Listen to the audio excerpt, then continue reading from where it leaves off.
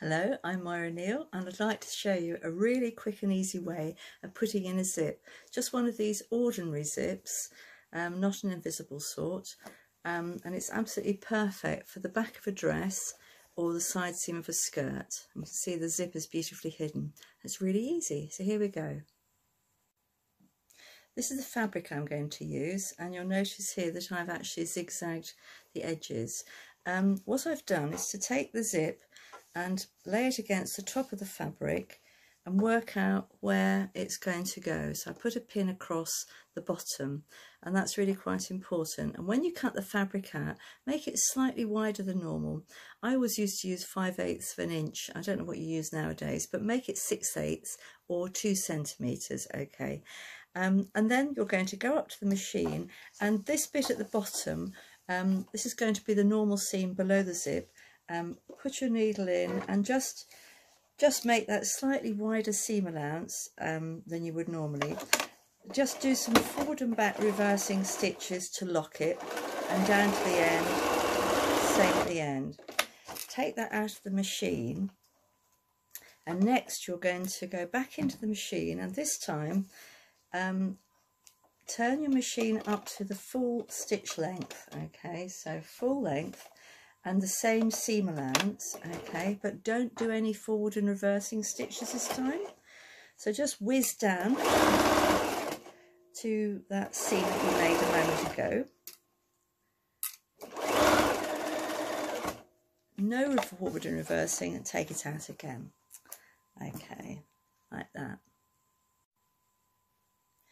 Next, you're going to open up the seam with your fingers, just flatten it out like that, okay? And then, this is the clever bit, you're now going to fold this side of the seam, can you see, like that?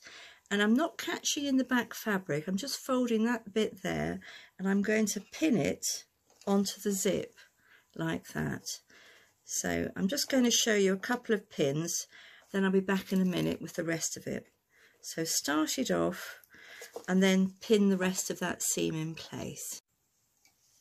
So that's the zip pinned in place now, and now I've got the zipper foot on my sewing machine, and I set the needle to the left hand side, and before I start I'm going to pull the puller down a bit to keep it out of the way as I sew.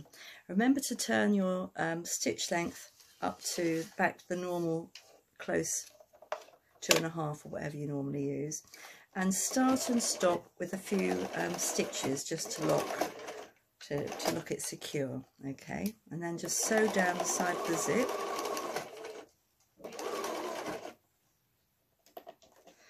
and take the pins out as you go.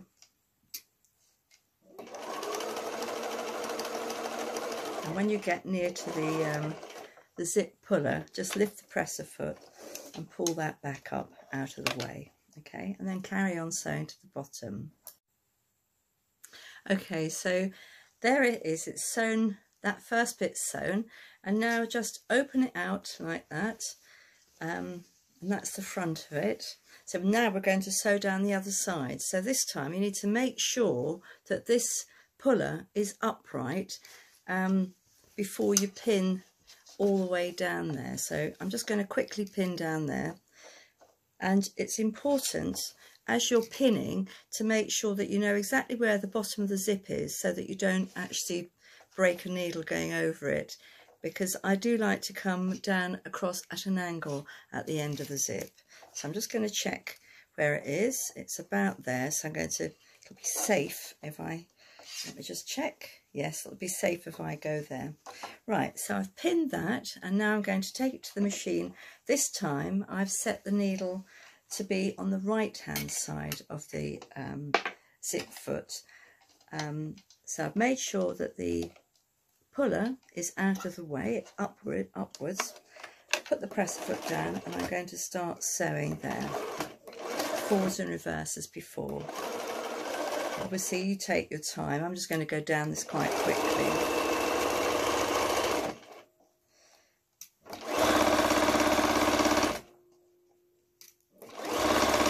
I love this method, it's so quick and easy. And when you get near the end, just lift the presser foot and rotate 45 degrees, and then just stitch carefully to that central seam. You can either go backwards or you can just lift the presser foot and pull the thread through to the back. I'm just going to go backwards for speed because this is only a sample.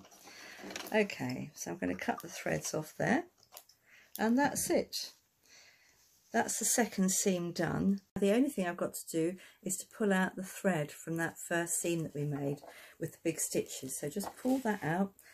And there it is. It's completely finished, and you can see that the zip is perfectly hidden inside there.